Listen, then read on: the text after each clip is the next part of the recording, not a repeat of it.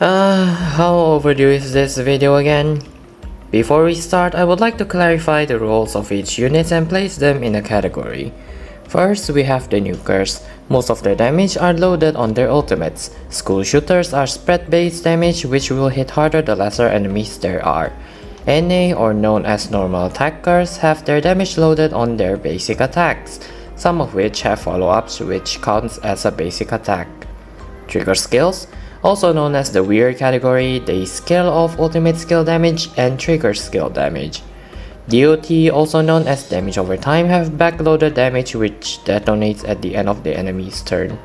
The generalists, or what I would call power, consists of units who have their kits spread out evenly for both basic attacks and ultimates. You can run them on either nuker teams or NA teams. AoE, also known as Area of Effect, hits every enemy on the field for equal damage. Scales better the more enemies there are. Ult Guardians taunt with their ultimate. NA Guardian taunt with their basic attack, and non-guarding Guardian, well, he's just there doing his best shielding.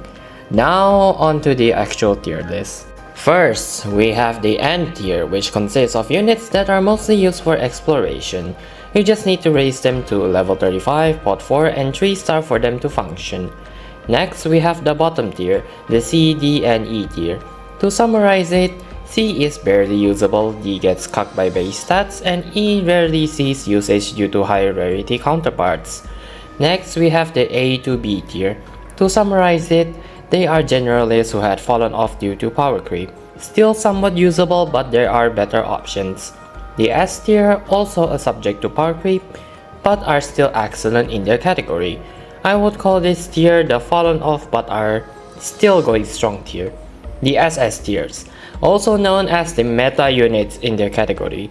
TV Ray in fact almost escaped the tier due to how universally good he is, but the only thing that hinders him is his lower than average power level. The SSS tier, also known as the Behemoth.